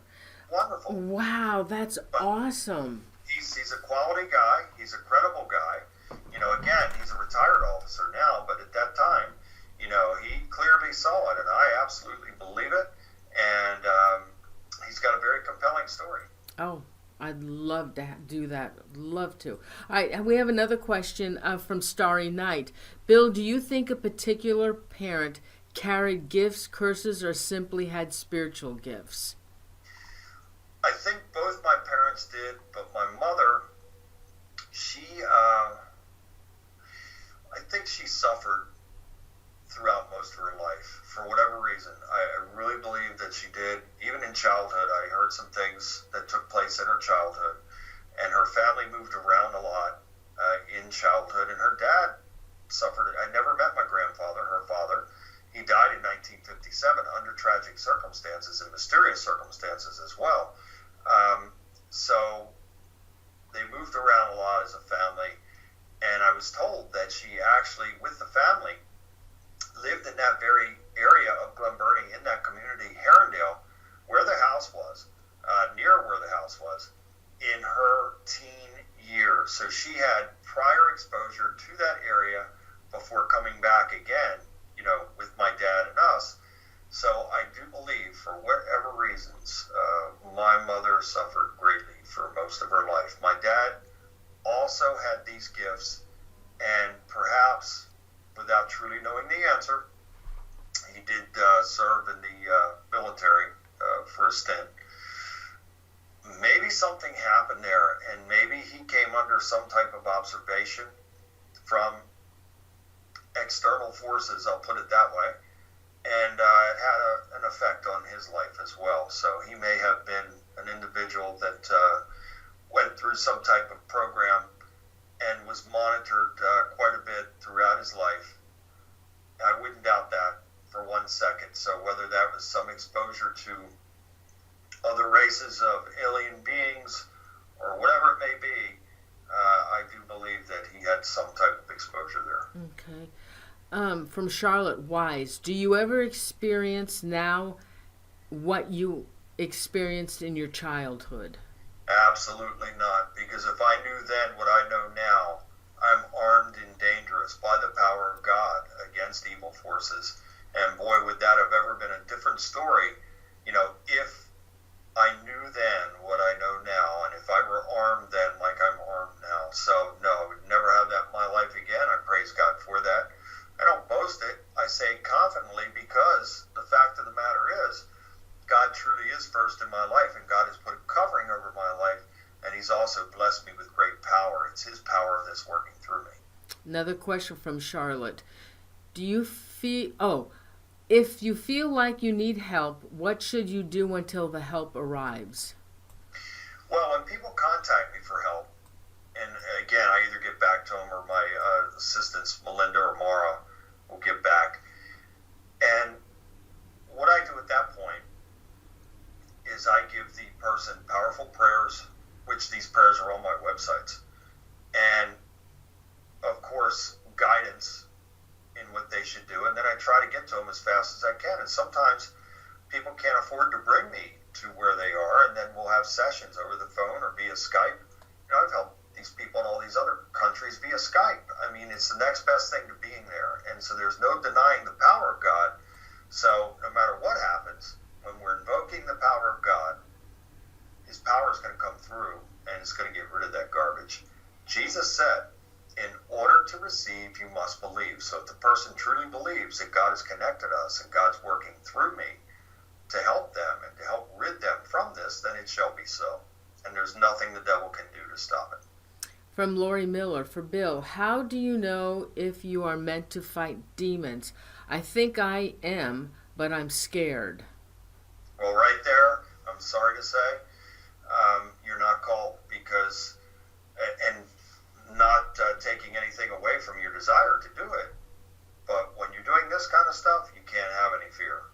Fear is the number one tool of the devil. He's the number one thing that he feeds on. So if you've got fear, forget it. It's over. So if I go into a situation, and believe me, Noreen, I've been in the situations to where it became physical. And I had to maintain control. And in maintaining control over any and every situation, I can't have any fear. So I've got to walk in faith, strength, and courage, aka warrior mode. I have to be in that warrior mode 24/7 because I have to be somebody to somebody every day of my life. There is no fear. And from Dust Bunny, how do UFOs and religion relate? They all relate, and the Bigfoot as well. And I suggest that you get a copy of my book, Stranger Than Fiction, and it explains it all very well on, the UFO scripturally. In Psalm 68:17, it says the chariots of God are 20,000. Okay?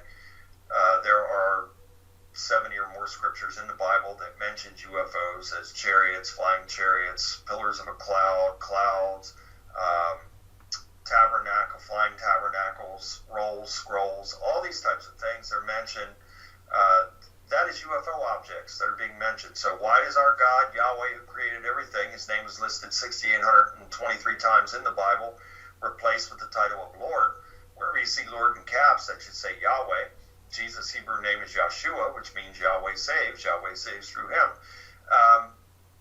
Why does he use these craft? Why does he have his angels or heavenly hosts to use these craft? I don't know. He hasn't told me, so I don't know.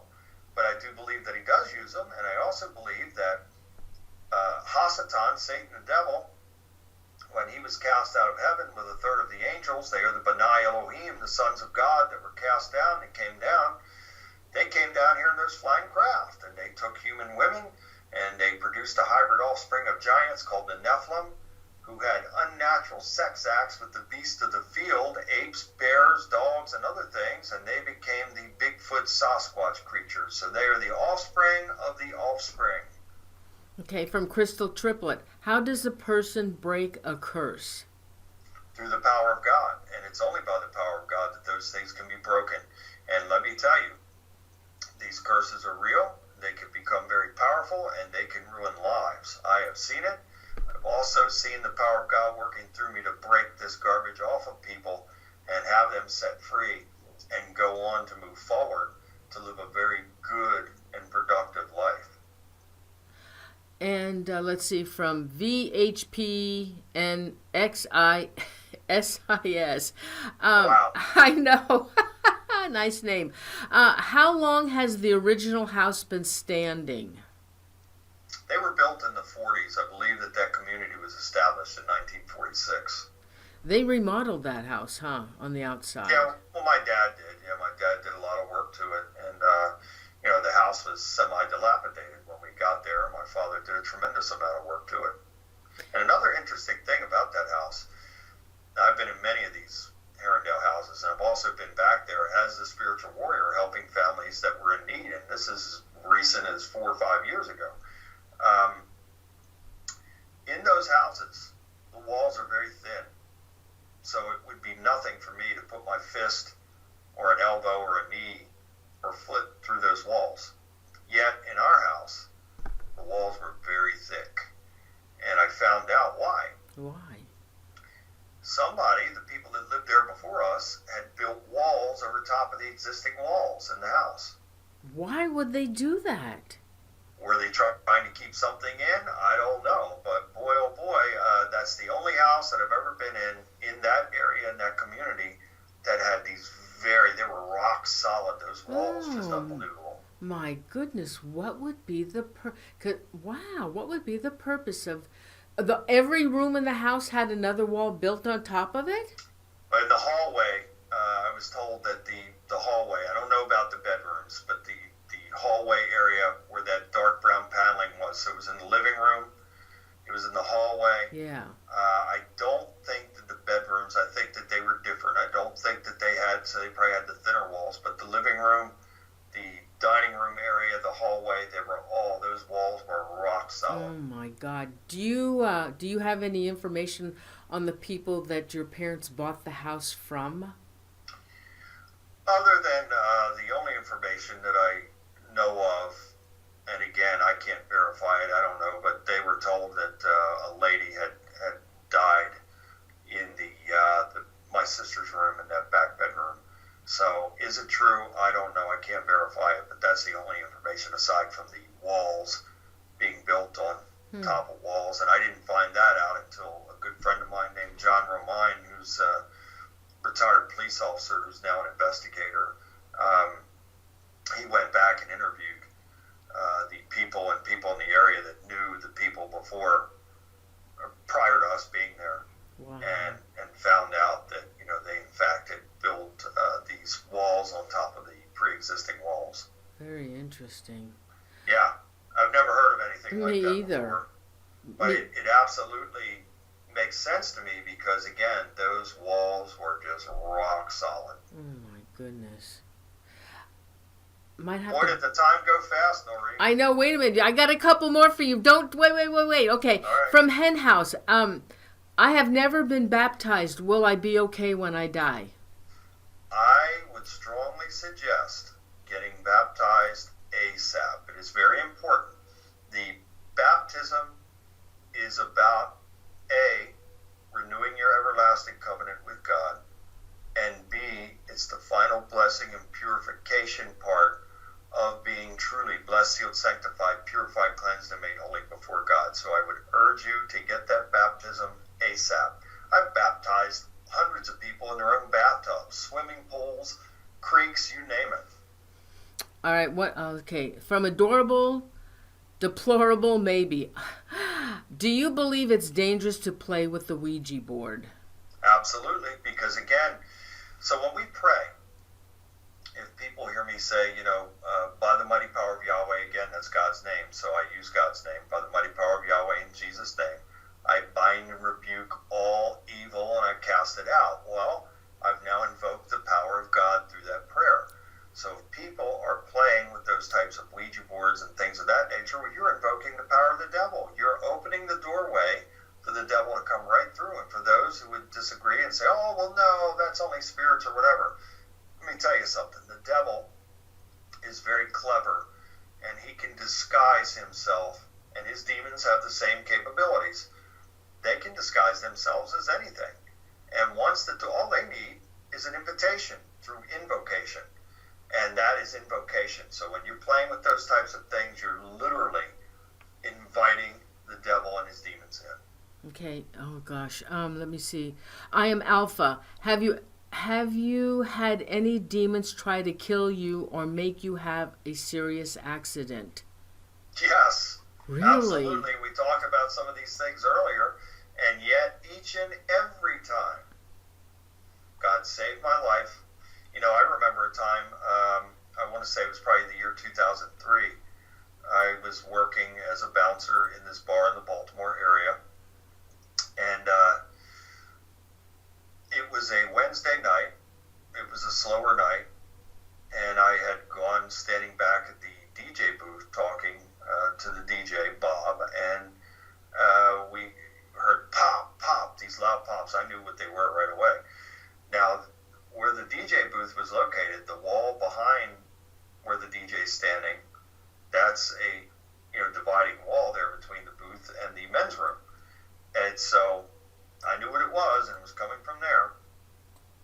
And it all happened so fast that it was like in slow motion. I raced around from where I was standing and went around to the bathroom. Now, interestingly enough, this bathroom door had a spring on it that, if you push that door, it would alert. You'd know if somebody, would make a loud noise.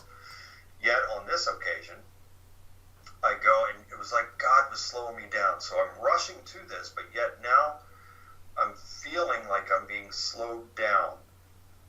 So I ease into this now, and I ease the door open, and it did not make a sound. That's the only time, and I worked at that place for, 5 years. It was the only time that I ever heard that door open or open it where it didn't make that sound from the spring. And I eased that door open, and all of this debris was coming out of the ceiling. There was a gunman. He had the gun to the back of the head of this other guy in front of a urinal. don't know what was going on there, if it was a drug deal that went bad or whatever, I don't know. But I recall easing back out, and this little busboy comes over to me, and I mouth to him, call 911, and now I'm taking my arms and waving to get the people away, to get them out of harm's way now. This guy fired 2 shots, and now he's got the gun to the back of this guy's head. So I trying to get the people to leave, and so now the door opens. So I'm standing by the door opens now. The gunman's coming out, and he's behind the victim, and as the door opens, I swept his feet out and then disarmed him, and that pistol was cocked and ready to fire again. And boy, oh boy, I'll tell you, God was with me that night, and I praise him for nobody getting hurt, because I truly thought when I first eased that door open, I could feel the blood leaving my head. I thought somebody's going to die here, and it very well could be me, because, I can't allow this to happen. And so God really worked through me to, do what I had to do in order to disarm the gunman and keep everybody safe. I have one last question for you, because it's almost 2 hours of this. From Mary H. Your thoughts on tarot cards? I'm not a fan, I'm sorry to say. And look, I love everybody. I have nothing against anybody. But we have to be very, very careful with these types of things, because, again, it goes right back to what I said about invocation. We have to be very guarded and very careful that we're not doing anything to invite the devil in, because once he comes in, he's going to kick the door open, and these demons are coming with him, and there's going to be trouble and misery and attack. Nothing but until somebody like me comes along, God working through me to get rid of it. God. What about seances, Bill? Are they dangerous? It's the same thing, and look, I'm not criticizing anybody. People are free to do whatever they want to do. God gave us free will. And that's why there's an adversary to mankind in the first place, based on that free will. So we have to be super careful, because there's a consequence for the action. So if we do something that is not of God or not pleasing to God, there's going to be a consequence for that. And that's why this adversary to mankind exists. That's why God doesn't destroy him, because he serves a purpose. So we have to be very, very careful. And this, in my opinion, falls under invocation. So I would definitely not do it. I wouldn't recommend it. It's very dangerous. Okay, I have a question. And I want to know about communicating with spirits using your voice recorder. And yeah, I know you're shaking your head. Yeah, I wouldn't do it. I know you're familiar with Debbie and Mark Constantino, and in 2012, I aired several shows with them, and I remember one of the shows, and when we would talk with them they would be on Skype.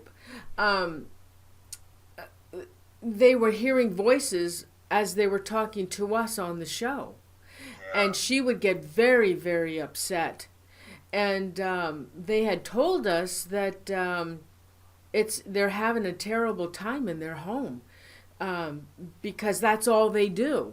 That's all they do. They even talk to spirits in their house, not just on the shows when they were on Ghost Adventures, but it was a constant thing with them.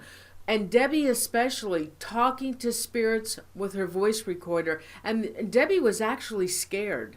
She was actually getting scared and said, and we said, why don't you just stop? And she said, yeah, I know, we need to stop.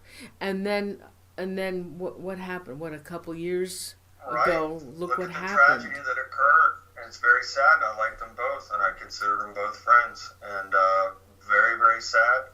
And so we see the end result. So I would highly recommend not to do it, because it's all part of invocation. Do you really think you're going to get the truth out of... So people say to me, well, do you talk to demons? No, I do not. I take power and authority over them by the mighty power of Yahweh in Jesus' name. There's no dialogue with... Do you think that, if the way you and I are conversing right now, if you were to have a dialogue, or tried to have a dialogue like that with a demonic entity, do you really think they're going to tell you the truth? Yeah. They're not going to give you anything. They're going to give you everything that they want to give you in order to mislead you, to put you in harm's way, but they're not going to give you anything. So this is why we have to take power and authority over those things by the power of God. So, Bill, do you think that when people do use their voice recorder and they play it back and they get responses to their question, are they always demonic?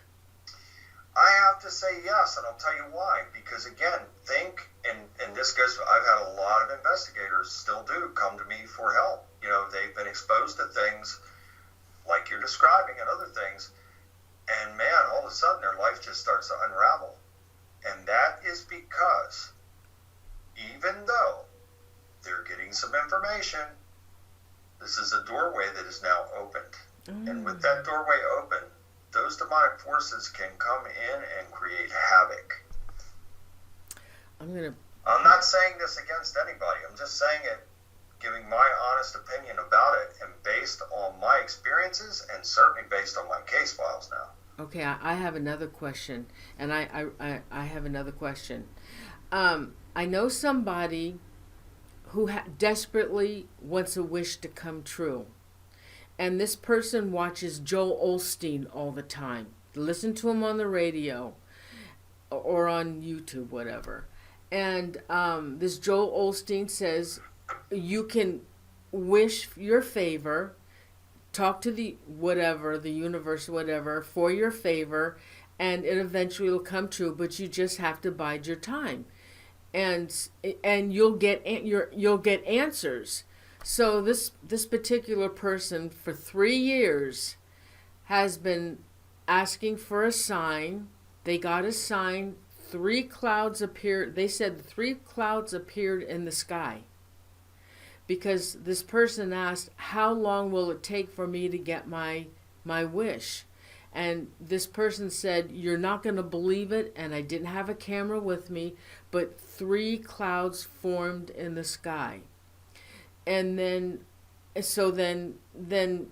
a little while later, they maybe 6 months or something, they would ask, please, I want another sign. When will my wish come true? Can you give me another sign? And they got more signs. And then another sign was, put a cross in the dirt here. Put a cross in the dirt for me. And then when they looked down, there was a stick formed into a cross. And every time this person asked for a sign, they would get a sign. But their wish never came. The difference is that when we're talking to God, and let me tell you, God has worked more miracles for me in my life, I've lost count. And I have that. I'm going to give you another example, and I haven't even talked about this. My wife's the only one who knows about this. Unfortunately, a few days ago, I broke one of my toes. Got up in the middle of the night and I hit something and it broke one of my toes, and I was in a lot of pain, and I had to travel, and so I had to drive. I mostly fly everywhere, but there are times if I can, within 8 hours, I'll drive, and I had to drive to Dayton, Ohio. I prayed and I asked God, please take this from me, and I said, Father, I know you're going to take this from me, and I told my wife, I said, by the time it's time for me to make this drive, this pain is going to be gone. And I'm telling you right now, before God, that pain was gone. And so that is the power of God. So we can invoke the power of God, and this comes through prayer. This also comes through an authentic relationship with God, truly making him and keeping him first. God has blessed me. My life's 50 times more blessed than it's ever been cursed. And I've had great sufferings, but I have great peace now and a great life now. And I praise God for that. So here's the difference. When we are taking things to God, and we're asking God for help, and we're asking God for miracles, God will provide for us. Furthermore, God works a miracle for us every day of our life. It's the miracle of life. So when we open our eyes every day, he has worked a miracle for us, and I thank him and praise him for each and every day of my life. So if we are keeping it with God, and keeping connected with God in that way, yes, supernatural things will happen, supernatural good, supernatural divine. But if we're going the other way, and my opinion, nothing against anybody, but my opinion is when you're going the other way, well, that's seeking darkness, and that's opening the doorway for the devil, who mimics everything that God does, and he puts a vulgar twist on it to manifest and create curses. So this person wouldn't know if it's the demon or the devil replying to them? It sounds to me like they were having divine experiences. If they were truly taking it to God and, asking God these things, She did. It sounds to me like God was giving a response. Oh, okay. So that's the difference. When we're taking things in the divine and we are taking it to God and before God, He will give us answers. He will give us a response. He will bless us. He will help us. But if we're going away from God, there is no man on this earth, not even the devil and his minions, that can do for us what God can do for us. Okay. So when we take it to Him, keeping Him first, and we trust in Him, good things happen. Yeah. Okay. Gotcha, honey. All right. So everybody, don't forget, visit Bill Bean's website. They can buy the books off your website, right? Yes, and I would prefer that you did go there to billbean.net and purchase them there, and that way I can sign them to you. So, whoever's making a purchase, just tell me who I'm signing it to, and we'll get it signed and sent out to you. And again, if there's anybody in need, don't hesitate to contact me at billbean.net, and if I don't get back to you, my assistants will, and we will get you some help. Oh, awesome, Bill. Thank you. I remember the last time you came on the show, you only had an hour. Yeah. You had to go. Well, here we are now, 2 hours. And you went made like up that. for it. Yeah, 2 I can't hours. wait to come back again, Noreen. Thank you so much for having me on, and God bless you, you and your family and everybody out there that's watching. Thank you so much, Bill. We love you, and it's always a pleasure having you on the show, and you're welcome back anytime. And please write that book with the police officers. I will wait. I promise you I will. And much love, and God bless you, my dear. And until the next time, just be blessed. Thank you. You too, Bill. Thank you so much. Good night. Good night. Good night. Oh, God. What'd you think, guys? It was a great show, huh? I enjoyed that. I always enjoy Bill when he comes on the show, and I hope he writes that book. Oh, my God, what a great show that will be. I want to thank everybody for joining us tonight. My next show is until October 10th. I'm really looking forward to that next show that we're doing, because it's about this man that lived in Florida, and he captured the weirdest images, the weirdest things, aliens, and oh my God, we're gonna do so anyway, that show will be on the 10th of October, and it's going to be a really good show. I think I'm going to do a 3-part series. He's got too much information to do it in one show, so we'll probably do 3 episodes on that show. So everybody, I want to thank you so much for being here. Don't forget, if you haven't subscribed to my channel, I'd really appreciate it. If you're on Facebook, I've started another, besides the Do You Believe page, also a Paranormal Zone. I have actually 2 of them. So if you go there and give it a like, I'd appreciate it. So I know, oh, good, Crystal Triplet, you're back. Oh, my goodness. Oh, wow, I'm so glad you came back. Crystal Triplet, Unique Annie, and of course, Royce Hinman, our mods. And I know Cassandra had to leave. She had a migraine, and I'm really sorry, Cassandra. I hope you feel better, honey. And please, guys, if it wasn't for our mods, you wouldn't have the great chat room that you guys have. And I really appreciate them helping me out. And please pray for Royce. He also has had migraines and wasn't feeling well this week, but he came and helped out at the show. So please keep your prayers for Royce as well. So let's do some shout outs. Okay, Royce, what do you got for me? Oh, what? Oh my God. What? Oh, wow, the super chat? Holy cow, super chat money? Oh my God, you guys. Really? Oh my God, thank you so much. Crystal Triplet, B3 Airspace, Unique Annie. Oh my God, Andrew and his trucking gnomes. Wow, thanks. Chippetary. Again, Chippetary and Jenny. Oh my God, you guys, thank you so much. You could, oh wow, that's awesome. always, send me, you could go to my website and you can make sure that you signed up for the show reminders. But you know what else? I think they're all going into spam. I send out 250 and only like 60 are clicking on it. So I don't think you're getting it. And I know if you subscribe to the channel, you'll get notification. And you can always send me a message of a guest that you'd like to have at Paranormal Zone TV at gmail.com. Very easy. Paranormal Zone TV at gmail.com. And send me suggestions for shows. Now I'm winding down because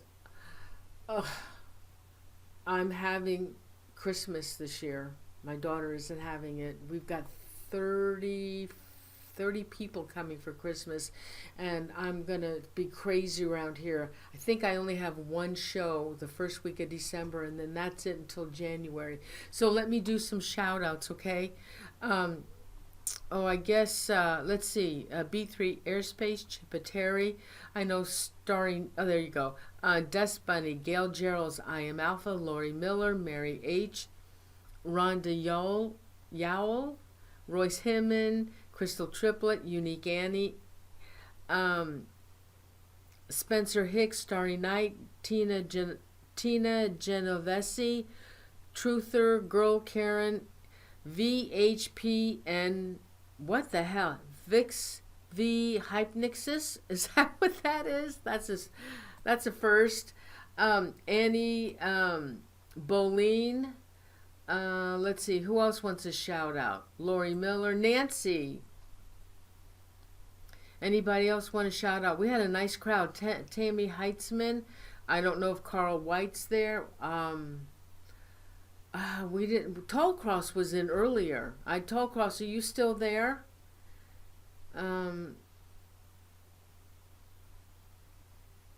Anybody else want to shout out before I close out? It was a 2-hour show tonight. It's a long show. Anybody else want to shout out? Thank you again so much, everyone. Thank you so much for the super chat money. And thank you all for being here. I really appreciate it. I just love having you guys here. Aaron Spellman.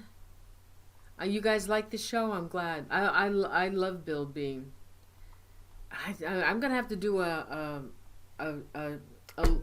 show list. I think this is the 5th show I've aired with him. Fran Perez. Anybody else want to shout out? Charlotte Wise. Okay, anybody else? Truth Girl Karen, I got that. Let's see, we had what? No, I didn't. No, I'm still here, Royce. I didn't crash. You guys see me, right? Group hugs. Yes, Unique Annie, group hugs. Crystal Triplet, it's so nice to have you back. Very nice to have you back. So now I have 4 mods. Crystal Triplet, Unique Annie, of course my Royce Hinman, and Cassandra 50. Awesome. Fairy Queen. What time is it now? Oh my goodness. I got a lot to do tonight and tomorrow. Oh, I'm exhausted. Okay, guys. I'll have some good shows for next year, too. Oh, you see me. Oh, okay. Okay. All right. Well, I'm going to go now, okay? So, love you guys. See you back here on the 10th. Every once in a while, I'm thinking about doing my own show on a Sunday. Because there's some topics that I can do and I don't need a guest. I don't know, I might think about it. So when I have a chance, especially when the weather's bad and it's cold and anyway. So, okay, yeah. Oh, and don't forget, October 24th, Royce Hinman. Royce is going to do a show with me. We're going to do, he captures images from my shows and then because he sees things. He's very gifted, and he sees things in those pictures, and I'm looking forward to that as well. Okay, everybody, I'm going now. Okay, so love you guys. Have a great weekend, and I'll see you on October 10th. Okay, love you guys. Thanks. Good night. Love you. Hold on.